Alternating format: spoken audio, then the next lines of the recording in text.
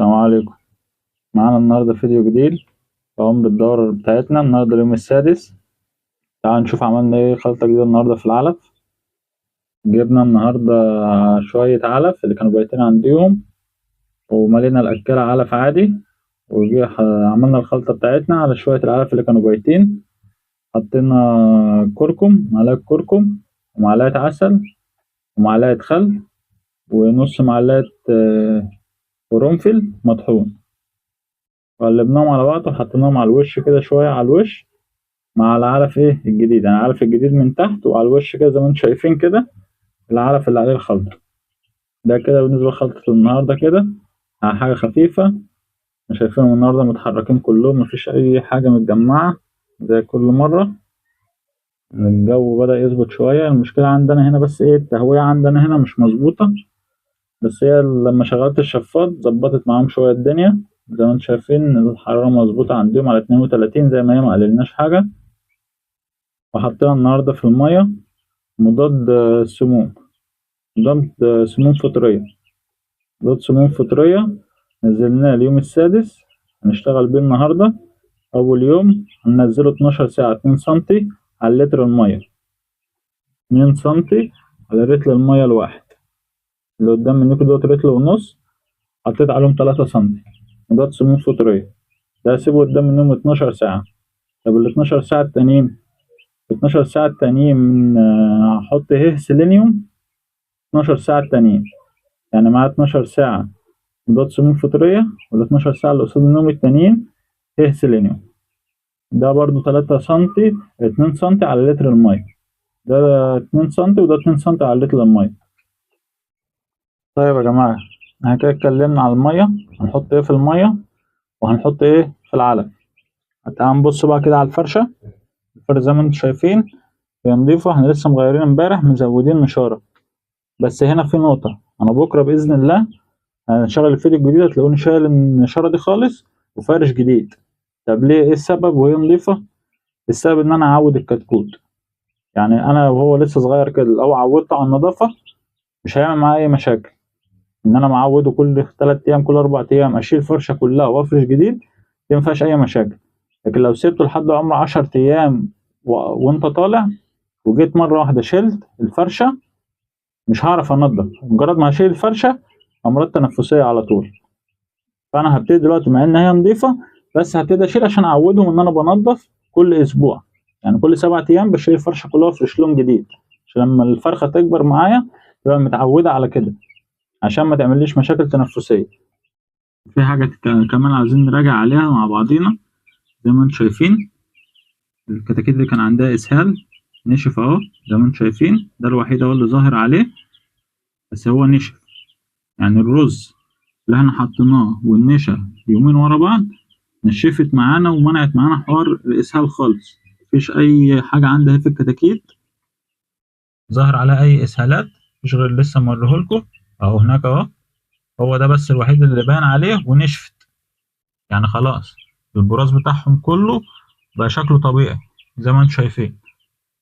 يعني كده ده اثبات ان معانا ان الرز المطحون والنشا 3 ايام ورا بعض، يومين ورا بعض، معلش، يومين ورا بعض بتحل معايا المشكله دي في العمر الصغير.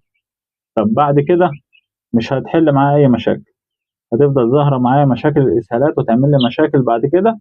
فاحنا بنعوضها بالاعشاب. فاللي يتفرج يا جماعه على الفيديوهات يراعي ان اللي احنا بنقوله ده للعمر الصغير، يعني اخرهم معايا لحد 7 ايام. 7 ايام ديت انا باقلم الحاجه اللي معايا، بعودها على السيستم اللي انا همشي معاهم عليه. وصح غلط انا مشيت معاهم بدات معاهم بيه ما ينفعش اغيرها. يعني انا بدات معاهم بحاجه غلط، ما ينفعش اجي في نص الدوره وبعد 10 ايام ابتدي معاهم بالصح. خلاص لازم اكمل زي ما هي، غلط غلط، لازم اكمل على نفس النظام اللي اتعودوا عليه. اتعودت احط خلطات في العلف، لو جيت احط لهم العلف من غير خلطات بعد كده مش هيرضوا ياكلوه، هو هيعمل لهم مشاكل.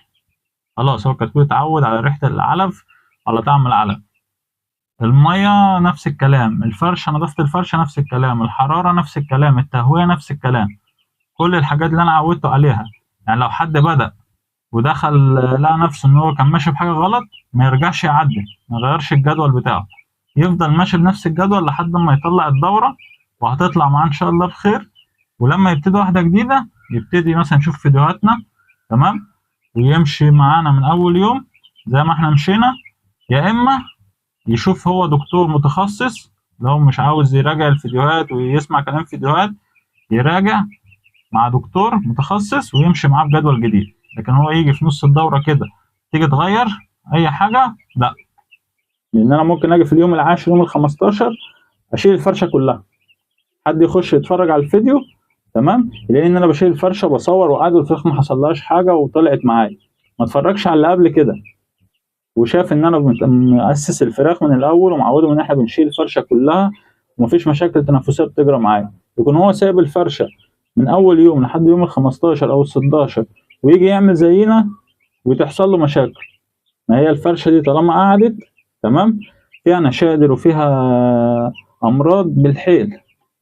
يعني هي 7 ايام ده كمان كتير. ما اعرف ناس بتنظف يوم بيوم تشيل الفرشه دي كلها وبتحط تاني، بس احنا عشان النشاره بس عندنا مش متوفره بشكل دايم فاحنا مخلينا كل اسبوع. لكن اللي مش معود حاجته على كده وحاجته كبرت، من الدوره الجديده باذن الله يبتدي كده. ده الصح والاحسن. الفرشه خلال 6 ايام 7 ايام ما بتلحقش ان يبقى فيها ريحه تاذي عين الفرخ وانت بتنظف.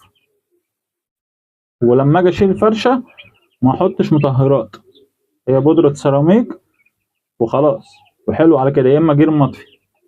لكن ما اشوفش حد يرش كلور، اي روايح ما ينفعش في المكان وانا بنضف. واي حد يا جماعه عنده اي مشكله، عنده اي حاجه، يكتب لي في التعليقات وانا هرد عليه على طول. يعني الحمد لله الناس اللي بتكتب لنا في التعليقات مفيش ربع ساعه بالكتير قوي بنكون ردينا عليهم. اي مشكله تظهر مع اي حد اذا كان شغال معانا من اول الدوره او هو كان معاه دوره وحصلت معاه مشكله ومش عارف يحلها ازاي، كلمنا ومن غير اي مقابل مستنينه من اي حد.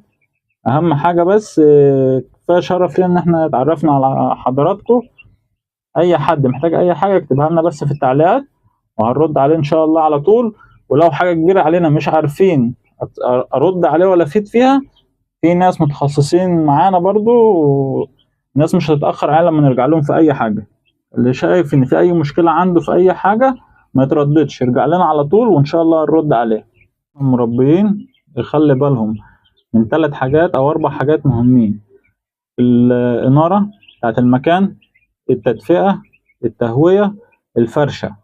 ال4 حاجات دول اتعملوا كويس وتمام، الدوره بتاعتك نجحت. قبل اي حاجه وقبل اي خلطات اهتم بال4 حاجات دول، دول اهم حاجه عندنا في الدوره. وطبعا مش محتاجين نأكد عن جدول التحصين بتاعنا اللي بنحطه في الميه. تابعونا وان شاء الله هنقول كل يوم هنحط ايه في الميه وهنحط ايه في العلف من اول يوم لحد يوم البيع. السلام عليكم.